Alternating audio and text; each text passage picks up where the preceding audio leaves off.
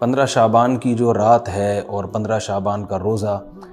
اس کے حوالے سے بہت زیادہ لوگ سوال پوچھ رہے ہیں، تو میں نے ارادہ کیا میں ایک کلپ ریکارڈ کروا دوں۔ اس میں جو بھی میری ٹوٹی پھوٹی تحقیق ہے، جو میں نے احادیث دیکھی اس بارے میں اور جو علماء کے اقوال دیکھے اور جتنا میں اس کی ریسرچ کر سکا ہوں، اس کا ایک خلاصہ آپ کے سامنے رکھ دوں۔ اگر میں وہ تمام احادیث آپ کو پڑھ کے سناؤں، پھر ایک ایک کی سند پڑھوں، پھر ایک ایک کی سند پہ بحث کروں، تو وہ بات بہت ہو جائے گی لمبی اور کلپ بہت طویل ہو جائے گا۔ تو ایک خلاصے کے طور پر پوری جو ایک تحقیق ہے وہ میں آپ کے سامنے رکھنا چاہتا ہوں۔ تو 15 شعبان کی جو رات ہے، جس کو شب برات کہا جاتا ہے، اس کا نام شب برات کسی بھی حدیث سے ثابت نہیں ہے، اس لیے عرب اس کو اکثر لیلۃ النصف من شعبان کہتے ہیں کہ شعبان کے جو نصف ہے اس کی رات۔ خیر، اس کا نام شب برات ہو، اگر اس وجہ سے برات کے اس میں اللہ تعالیٰ کہا جاتا ہے کہ جہنم سے بری کر دیتے ہیں، تو اس وجہ سے کسی نے نام دے دیا ہو تو ایک الگ بات ہے۔ لیکن اس رات میں ہوتا کیا کیا ہے، لوگ کیا کیا کر رہے ہیں، اس کی کیا شرعی حیثیت ہے، تو میں نمبر وار انشاءاللہ اس کو تفصیل سے بیان کروں گا۔ کچھ چیزیں تو ایسی ہیں جو بالکل ہی غیر ثابت ہیں۔ ان میں اس رات میں مٹھائی، حلوہ یا مختلف قسم کے حلوے پکا کے لوگوں میں بانٹنا، اور اس رات میں نہا دھو کے تیار ہونا یا اچھے کپڑے پہننا، ان دو چیزوں کو پہلے میں انشاءاللہ بیان کروں گا۔ دیکھیے، اسلام میں راتوں کے تہوار کا کوئی تصور نہیں ہے۔ اسلام میں جتنے بھی تہوار ہیں وہ دن کی روشنی میں ہیں۔ عید الفطر، عید الاضحیٰ، یہ ہمارے دو تہوار ہیں جس میں ہم سیلیبریٹ کرتے ہیں ایک دوسرے کو، یہ دن کی روشنی میں ہمیں بتائے گئے ہیں۔ غیر مسلموں کے تہوار رات کو ہوتے ہیں، جیسے عیسائیوں کے تہوار کرسمس آپ دیکھیں رات کو ہوتا ہے۔ تو اس کی وجہ یہ ہے کہ اسلام نے دن کی روشنی میں تہوار رکھے ہیں۔ بہت ساری حکمتیں اس میں ہو سکتی ہیں، پوری حکمتیں تو ہم نہیں جانتے، لیکن کچھ سرسری غور سے کچھ حکمتیں ہمارے سامنے آتی ہیں کہ رات کا وقت ایسی چیز ہے جو اللہ نے عبادت کے لیے بنایا یا آرام کرنے کے لیے، سونے کے لیے بنایا۔ رات میں اگر آپ سیلیبریٹ کریں گے کسی بھی عمل، یعنی کوئی خوشی منائیں گے، تو اس میں انسان کی گناہوں کی طرف توجہ زیادہ جاتی ہے۔ جیسے آپ دیکھیں کرسمس میں شرابیں پی جاتی ہیں، اور جو بھی غیر مسلموں کے تہوار ہیں اس میں بھی چراغاں ہوتا ہے رات کے وقت۔ تو جبکہ ہمارے ہاں جو عید الفطر ہے وہ دن کی روشنی میں ہم نماز پڑھ کے اس کی ابتدا کرتے ہیں۔ تو آپ کہہ سکتے ہیں کہ شب برات کو کوئی تہوار تو نہیں مانتا، تو دیکھیں تہوار زبان سے ماننا ضروری نہیں ہے۔ آپ اپنے عمل سے جب کوئی ایسا کام کرتے ہیں جو تہواروں میں کیا جاتا ہے، تو اس کا مطلب یہ ہوا کہ آپ اس کو تہوار مان رہے ہیں، یعنی آپ اس کو ایک خوشی کا دن مان رہے ہیں۔ تو نہانا دھونا یا کھانے پکا کے لوگوں میں تقسیم کرنا یا خود کھانا، اور خاص طور پہ حلوہ یعنی میٹھا، یہ چیزیں تہواروں کے موقع پر ہوتی ہیں۔ جیسے ہم عید الفطر والے دن صبح سوئیاں بناتے ہیں، میٹھا بناتے ہیں، کھاتے ہیں، لوگوں کو کھلاتے ہیں، نہاتے ہیں، اچھے کپڑے پہنتے ہیں۔ جمعے والے دن بھی، جمعے میں بھی عید کا عنصر ہے، حدیث میں اس کو بھی عید قرار دیا، اس دن بھی ہم نہا دھو کے کپڑے پہنتے ہیں۔ تو جو لوگ 15 شعبان کی رات کو نہاتے دھوتے ہیں، اسپیشلی اس رات کو کہ بھئی آج کوئی تہوار ہے یا آج کوئی خوشی کا دن ہے، اور مٹھائیاں کھاتے ہیں یا حلوے پکاتے ہیں، تو وہ زبان سے اس کو تہوار نہ بھی کہیں، اپنے عمل سے یہ بتاتے ہیں کہ یہ تہوار ہے، جبکہ یہ تہوار نہیں ہے۔ اسلام میں کوئی اس کی ایک ضعیف روایت بھی نہیں ہے کہ آپ صلی اللہ علیہ وسلم نے، میرے علم میں نہیں ہے، کم از کم ہو سکتا ہے کوئی موضوع من گھڑت روایت موجود ہو جس میں کوئی کہیں بھی نہیں ہے کہ آپ صلی اللہ علیہ وسلم نے اس رات کو ہمیں نہانے کا حکم دیا ہو، یا اچھے کپڑے پہننے کا حکم دیا ہو، یا کھانے پینے کا یا حلوے کھلانے کا، ہمیں حلوے مانڈے کا ہمیں حکم دیا ہو۔ تو اللہ کا واسطہ یہ بدعت ہے، اس کو ختم کریں اپنے معاشرے سے۔ اور اسلام میں تہوار کا ٹائم دن میں ہوتا ہے۔ عید الفطر، عید الاضحیٰ ہے جس میں ہم دن میں قربانی کرتے ہیں اور کھاتے ہیں، پیتے ہیں، نہاتے ہیں، دھوتے ہیں۔ راتوں کے یہ کام نہیں ہے، رات کو آپ سوئیں یا عبادت کریں۔ تو ایک چیز تو یہ تھی جو میں بتانا چاہ رہا تھا۔ دوسری چیز، اس رات کو قبرستان جانا۔ دیکھیے اس بارے میں حدیث پیش کی جاتی ہے، مشہور حدیث ہے، لوگ سنتے رہتے ہیں کہ نبی صلی اللہ علیہ وسلم رات کو اٹھے اور امی عائشہ رضی اللہ تعالیٰ عنہ بھی آپ کے پیچھے چلی گئیں، اور آپ صلی اللہ علیہ وسلم جنت البقیع میں مغفرت کی دعا مانگ کے تشریف لے آئے واپس۔ تو یہ حدیث انتہائی درجے کی ضعیف حدیث ہے، اور ایک تو ضعیف حدیث ہے، دوسری بات یہ کہ اگر ہم تھوڑی دیر کے لیے فرض کر لیں یہ صحیح حدیث ہے، اور ہم کہتے ہیں کہ بھئی نبی صلی اللہ علیہ وسلم نے یہ عمل کیا ہے، تو صحابہ میں سے کسی سے ضعیف حدیث سے بھی ثابت نہیں ہے کہ کوئی اس رات قبرستان گئے ہوں۔ حضرت ابو بکر کے بارے میں کوئی روایت نہیں ملتی کہ اس رات قبرستان گئے ہوں، حضرت عمر کے بارے میں کوئی روایت نہیں ملتی، یہ کسی ایک صحابی کے بارے میں نہیں. تو آپ مجھے بتائیں کہ یہ کیسی سنت ہے کہ جو صحابہ کی سمجھ میں نہیں آئی اور ہماری سمجھ میں آ گئی ہے. تو مشرکین مکہ یہ کہا کرتے تھے لو کان خیرن ما سبقونا الیہ، قرآن مجید کی آیت ہے کہ اگر یہ اسلام میں کوئی خیر ہوتی تو یہ صحابہ ہم سے پہل نہ کرتے. یہ صحابہ نے ہم سے پہل کیا ہے، اس کا مطلب ہے یہ اسلام خیر کا کام نہیں ہے. تو مشرکین کو صحابہ سے چونکہ نفرت تھی اس لیے کہتے تھے کہ یہ چونکہ اسلام کو فالو کر رہے ہیں تو یہ اس کی علامت ہے کہ اسلام خیر نہیں ہے، کیونکہ خیر میں تو ہم صحابہ سے آگے ہوتے ہیں. اپنے بارے میں ان کا یہ اس خوش فہمی میں مبتلا تھے وہ. لیکن ہماری رائے کیا ہے؟ ہم یہ کہتے ہیں کہ لو کان خیرن لسبقونا الیہ. وہ کہتے تھے لا سبقونا، ہم کہتے ہیں لسبقونا، کہ اگر کوئی بھی خیر کا کام ہے تو صحابہ ہم سے ضرور اس میں پہل کریں گے. یہ ہو نہیں سکتا کہ خیر کا کام وہ ہم کریں اور صحابہ نے نہ کیا ہو. تو اسی طرح میں یہ عرض کرتا ہوں کہ دیکھیں اگر قبرستان جانا اس رات میں سنت عمل ہوتا تو صحابہ یقیناً جایا کرتے. کوئی ایک صحابی تو گیا ہو، یہ کیسی بات ہے جو صحابہ کی سمجھ میں نہیں آئی اور ہماری سمجھ میں آ رہی اور ہم قبرستان جا رہے ہیں اس رات کو. چلیں اگلا اسٹیپ تھوڑی دیر کے لیے فرض کر لیتے ہیں کہ نبی صلی اللہ علیہ وسلم جو ایک رات قبرستان گئے، فرض کر لیں وہ حدیث بھی صحیح ہے، یہ بھی فرض کر لیں کہ صحابہ اگرچہ نہیں گئے مگر ہم صحابہ سے بھی زیادہ آگے نکلنے کی کوشش کرتے ہیں اور صحابہ کو سمجھ میں نہیں آیا، ہمیں سمجھ میں آ گیا. تو چلیں فرض کر لیں تھوڑی دیر کے لیے کہ اس رات کو جانا ہم سنت مان لیتے ہیں، آپ کے دلائل ہم مان لیتے ہیں اور صحابہ کی سمجھ میں نہیں آئے لیکن ہماری سمجھ میں زیادہ آ رہا ہے، ہم فرض کر لیتے ہیں، مان لیتے ہیں کہ اس رات قبرستان جانا سنت ہے. تو آپ مجھے بتائیں نبی نے جو عمل جس طرح سے کیا ہو اس طرح سے سنت ہوگا یا آپ اپنی طرف سے، جس کو ہم پشتوں میں کہتے ہیں اخپل طریقے سے کرنا سنت ہے؟ نبی نے فجر کی 2 رکعتیں پڑھی ہیں اور ہر رکعت میں 2 سجدے کیے ہیں. آپ اگر فجر کی 3 رکعتیں پڑھیں گے تو کیا نماز ہو جائے گی آپ کی؟ اب آپ دلیل میں یہ کہیں کہ نبی نے فجر کی نماز پڑھی ہے تو مجھ پر بھی لازم ہے. تو بھائی نبی نے پڑھی ہے تو جیسے نبی کے پڑھنے سے آپ پر پڑھنا لازم ہو گیا تو جس طرح سے پڑھی ہے اسی طرح پڑھنا لازم ہوگا، اخپل طریقے سے پڑھنا لازم نہیں ہوگا. تو اسی طرح یاد رکھیں، فرض کر لیں کہ نبی قبرستان گئے ہیں اور یہ قبرستان جانا سنت ہے، تو نبی کس طرح گئے ہیں اور کتنی دفعہ گئے ہیں؟ نبی رات کو چپکے سے اٹھ کے گئے ہیں، کوئی کسی کو آپ نے جمع نہیں کیا، کسی کو بتایا تک نہیں، جو اس حدیث سے پتہ چل رہا ہے ہمیں، اگرچہ یہ ضعیف حدیث ہے لیکن فرض کر لیں یہ صحیح ہے. تو کہیں پتہ بھی نہیں چل رہا، چپکے سے قبرستان گئے اور چپکے سے واپس آئے اور پوری زندگی میں ایک دفعہ گئے. جبکہ ہمارے ہاں ہر سال قبرستان میں لوگ جا رہے ہیں، جب بھی شب برات آتی ہے لوگ قبرستان جاتے ہیں ہر سال. نبی ایک دفعہ گئے اور آپ ہر سال جا رہے ہیں. نمبر 2، جاتے جتھوں کی شکل میں، نبی تو چپکے سے گئے ہیں. تو آپ رات کو 2-2:30 بجے ذرا چپکے سے اٹھیں اور تنہائی میں جب قبرستان میں وحشت ہو اور اندھیرا ہو اور وہاں قبرستان جائیں، اتنا دم ہے آپ میں، تو ہم کہیں گے بھائی آپ نے نبی کی سنت کو زندہ کیا ہے. لیکن آپ تو جتھوں کی شکل میں جا رہے ہیں، نہا دھو کے جا رہے ہیں، خوشبو لگا کے جا رہے ہیں، تیار ہو کے جا رہے ہیں، اور جو کچھ وہاں خرافات ہو رہی ہیں قبرستان میں وہ تو ساری دنیا کو معلوم ہے. میلے ٹھیلے لگے ہوئے ہیں وہاں پہ، گولے گنڈے بک رہے ہیں، برگر بک رہے ہیں، گول گپے بک رہے ہیں وہاں پہ، اور پھول الگ بک رہے ہیں، ہار پھول قبروں پہ چڑھانے کے لیے. کیا بدماشی ہے یہ، کیا منہ دکھائیں گے رسول اللہ صلی اللہ علیہ وسلم کو قیامت کے دن؟ آپ کے سامنے کیا وہ حدیث نہیں ہے کہ نبی صلی اللہ علیہ وسلم نے فرمایا کہ روایت میں آتا ہے کہ کچھ لوگ قرب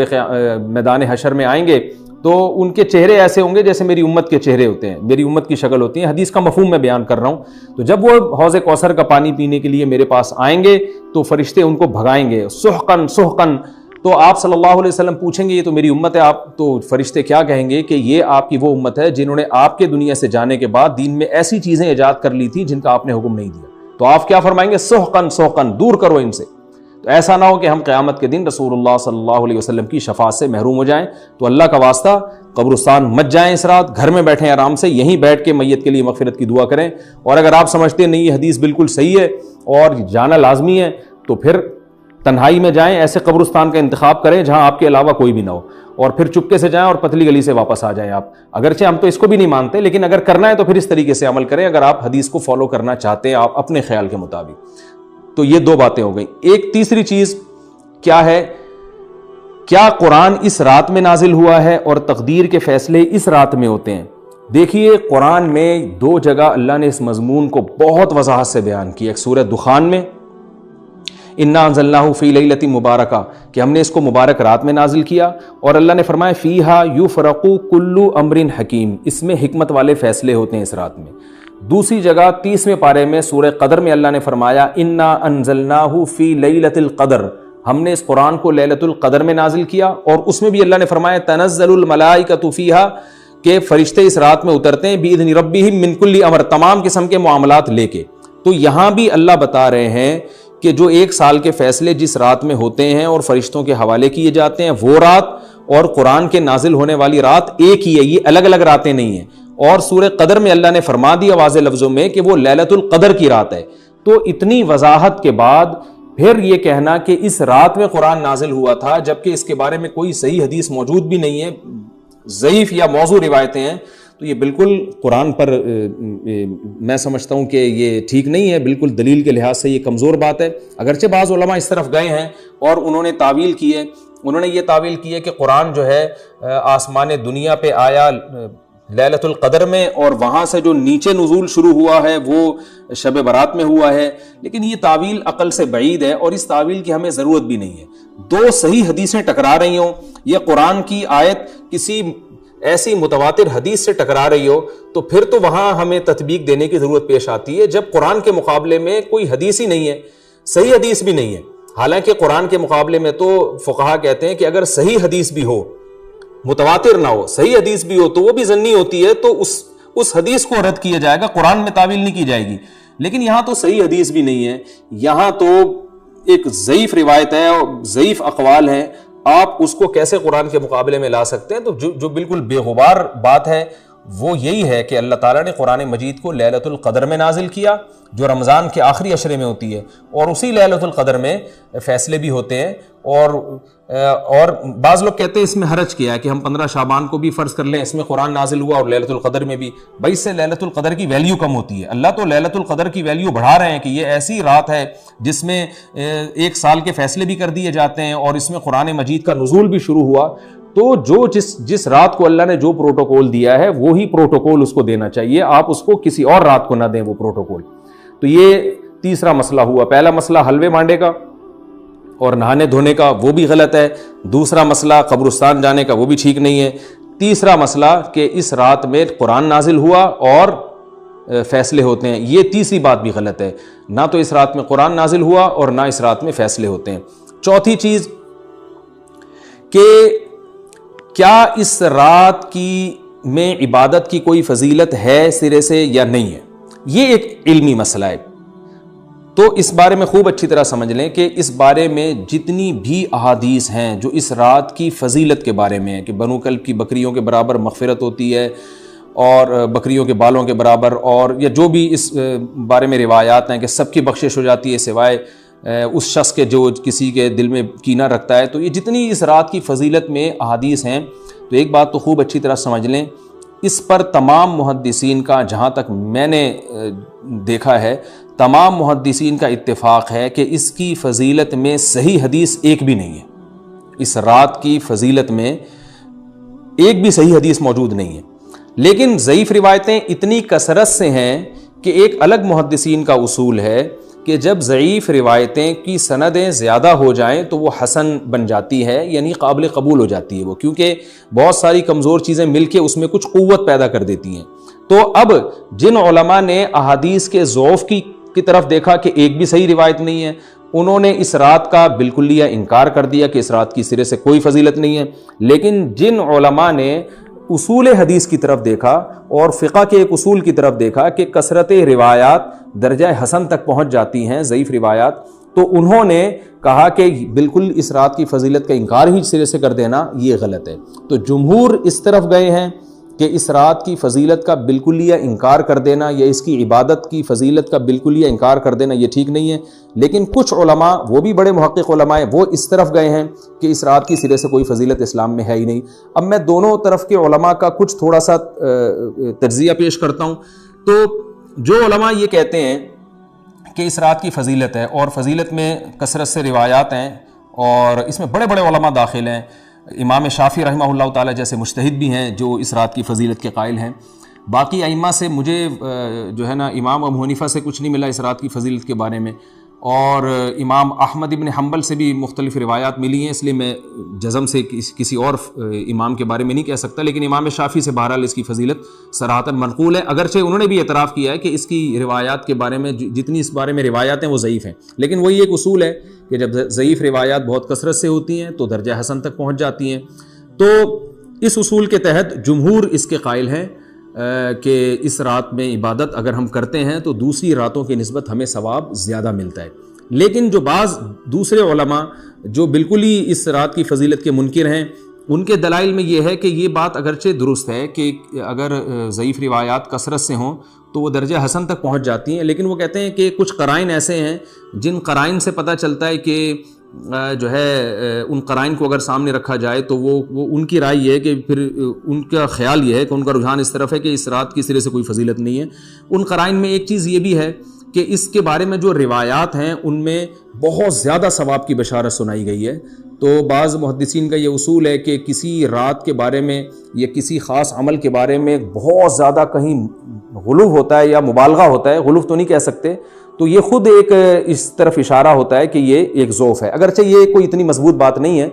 لیکن بہرحال جو علماء اس کی فضیلت کے بالکل منکر ہیں ان کی ایک دلیل میں آپ کے سامنے پیش کر رہا ہوں۔ دوسری بات یہ ہے کہ جو علماء اس کی فضیلت کے بالکل بھی قائل نہیں ہیں، ان کی ایک بڑی دلیل یہ بھی ہے، جن میں ہمارے شیخ حضرت مفتی رشید احمد صاحب رحمہ اللہ تعالیٰ بھی تھے، اگرچہ انہوں نے اس بارے میں کوئی صراحتاً فتویٰ نہیں دیا، لیکن وہ یہ اشکال ظاہر کیا کرتے تھے کہ شریعت میں جب بھی کسی وقت کی یا کسی خاص رات کی کوئی فضیلت آتی ہے تو اللہ تعالیٰ اس کو جو ہے وہ اس کا صحیح ٹائم نہیں بتاتے، بلکہ اس میں اختلاف ڈال دیتے ہیں۔ اس کی مثال ایسے جیسے جمعے کے دن حدیث میں آتا ہے کہ ایک وقت جمعے میں ایسا آتا ہے جس میں دعا لازمی قبول ہوتی ہے، اب ظاہر ہے وہ بڑا فضیلت کا وقت ہے، تو وہ وقت ہمیں متعین طور پہ بتایا نہیں گیا ہے، اس لیے علماء کا اس میں اختلاف ہوا، بعض نے کہا عصر کے بعد، بعض نے کہا کہ 2 خطبوں کے درمیان۔ لیلۃ القدر کو دیکھ لیں،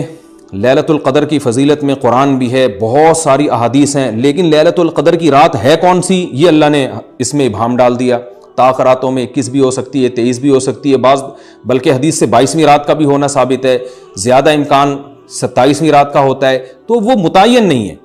تو جو علماء کہتے ہیں اس کی سرے سے کوئی فضیلت ہی نہیں ہے، ان کا رجحان وہ ان کی ایک یوں سمجھیں کہ دلیل تو نہیں لیکن ایک استئناس کہتے ہیں اس کو، کہ اس سے ان کے اس نظریے کو تقویت ملتی ہے کہ اگر یہ اس کی اتنی زیادہ فضیلت ہے تو اس کی تعیین میں اختلاف بالکل بھی نہیں ہے، تو یہ وہ کہتے ہیں کہ یہ مزاج شریعت کے خلاف ہے۔ اور تعیین میں اختلاف ہوتا کیوں ہے؟ علماء نے بیان کیا اگر لیلۃ القدر کو متعین طور پہ بیان کر دیا جاتا نا کہ یہی لیلۃ القدر ہے تو بہت ساری اس میں جو ہے نا حکمتیں فوت ہو جاتی، جن میں ایک یہ بھی کہ اس رات میں جہاں عبادت کا ثواب بہت ہے، گناہ کا عذاب بھی بہت ہے، پھر اگر اس رات میں کوئی گناہ کرتا تو وہ اللہ کے عذاب سے نہ بچ پاتا، کیونکہ وہ اللہ متعین کر دیا کہ یہ لیلۃ القدر ہے، تو کیسے تم اس میں گناہ کر رہے ہو؟ اب معاملہ اللہ نے مبہم رکھ دیا کہ بھئی یہ بھی ہو سکتی ہے تو اگلے دن بھی ہو سکتی ہے۔ اور ایک فائدہ یہ بھی اس میں رکھا متعین نہ کرنے میں کہ لیلۃ القدر انہی کو ملے جو تلاش کریں، جو پورا عشرہ جاگیں گے ان کو لیلۃ القدر ملے گی۔ اگر اللہ اسپیسیفک دن بتا دیتا کہ 21ویں ہے، 23ویں ہے یا 25ویں ہے یا 22ویں ہے تو بہت سارے لوگوں کو لیلۃ القدر مل جاتی، تو اللہ نے جو مبہم رکھا ہے نا، تو ایک رات کی فضیلت اللہ نے بڑھا دی مگر اس کی تعیین میں ابہام پیدا کر دیا تاکہ جو پورا عشرہ جاگے گا اسی کو لیلۃ القدر ملے گی، اس کے علاوہ ہر آدمی کو نہ ملے۔ وہ ایک اللہ کی ایک حکمت ہو سکتی ہے اس میں۔ تو یہ 2 حکمتیں ہیں کہ اس میں گناہ اگر کوئی کرے تو اس پر عذاب نہ آ جائے، کیونکہ اگر متعین کر دیا جائے گا تو پھر گناہ کیسے تم کر رہے ہو اس رات میں، تو اللہ نے اس میں بھی ابہام پیدا کر دیا۔ جو گناہ کرنے والا ہے اگرچہ وہ بڑا گناہ گار ہے اس رات میں، چاہے وہ رمضان کا آخری عشرے میں کسی رات میں بھی گناہ کرتا ہے، لیکن کم از کم اتنا عذر تو ہے کہ اس کو کیا پتا تھا کہ یہ آج لیلۃ القدر ہوگی۔ تو جو 15 شعبان کی رات ہے اس کی بہت زیادہ فضیلت ہے، تو پھر یہ رات کو متعین کیوں کر دیا گیا؟ یہ ان علماء کی دلیل میں بیان کر رہا ہوں جو اس کی فضیلت کے بالکل بھی قائل نہیں ہے، لیکن بہرحال حقیقت یہ ہے کہ جمہور علماء اس کی فضیلت کے قائل ہیں، کیونکہ یہ جو میں نے دلائل دیے کہ وہ علماء جو اس کی فضیلت کے سرے سے منکر ہیں ان کے یہ دلائل کو ہم دلیل نہیں کہیں گے بلکہ استئناس کہیں گے، کہ استئناس کہتے ہیں کہ ایک چیز استدلال نہیں ہے بلکہ ان اپنے نظریے کی تقویت کے طور پر ایک چیز کو پیش کر دینا جس سے یہ لگتا ہو کہ واقعی یہ صحیح کہہ رہے ہیں، اس کو استئناس کہتے ہیں، میں جو آسان لفظوں میں سمجھانے کی کوشش کر رہا ہوں۔ اور ایک استدلال کہتے ہیں کہ ایک ریسرچ کو، ایک پوری تحقیق کو۔ تو جمہور کا مذہب ایک اصول پر مبنی ہے کہ بھئی اتنی ساری روایات ہیں اور ضعیف ہیں، ان میں ٹھیک ہے کچھ موضوع بھی ہیں لیکن بہت ساری ایسی ہیں جو موضوع بھی نہیں ہیں، تو ضعیف روایات ہیں جب اتنی کثرت سے ہیں اور اس میں ہے بھی عبادت کا تذکرہ تو عبادت کرنے میں کوئی حرج بھی نہیں ہے، تو لہذا انہوں نے اس کو جو ہے نا اس کو دلیل بنایا ہے اور اصول کے لحاظ سے یہ بات درست ہے۔ تو اس اصول کو اگر کوئی فالو کرنا چاہے تو اس رات کی عبادت اس کے لیے بالکل ٹھیک ہے اور اللہ کی رحمت سے امید ہے کہ اس میں اس کو ثواب زیادہ ملے گا۔ تو جمہور ایک طرف ہیں اور بعض علماء دوسری طرف ہیں۔ تو یہ میں نے صرف اس لیے بیان کر دیا کہ اس رات کی فضیلت میں اتفاق نہیں ہے بلکہ مختلف فی ہے، مجتہد فی ہے، اختلاف رائے اس میں ہو سکتا ہے۔ تو اگر کوئی عالم اس رات کی فضیلت کا بالکلیہ انکار کرے اور ان علماء کا بھی احترام کرے جو اس رات کی فضیلت کے قائل ہیں تو پھر اس عالم پر رد کرنے کا حق نہیں ہے۔ دوبارہ میں اپنی بات کو ریپیٹ کرتا ہوں، اگر کوئی عالم یہ کہے کہ اس رات کی سرے سے کوئی فضیلت نہیں ہے تو اس عالم پر طعن و تشنیع جائز نہیں ہے کیونکہ ان کے بھی کچھ نہ کچھ استدلالات ہیں۔ ہاں اگر کوئی عالم اس رات کی فضیلت کا انکار کر کے جمہور کے مذہب کو بالکل غلط قرار دیں اور اس عمل کو یہاں اس رات کی عبادت کو بالکل بدعت قرار دیں اور جو اس رات میں عبادت کر رہے ہیں یا اس کی فضیلت کے قائل ہیں ان کو بدعتی قرار دیں تو یہ غلو ہو جائے گا، یہ زیادتی ہو جائے گی جو کہ بالکل غلط ہے۔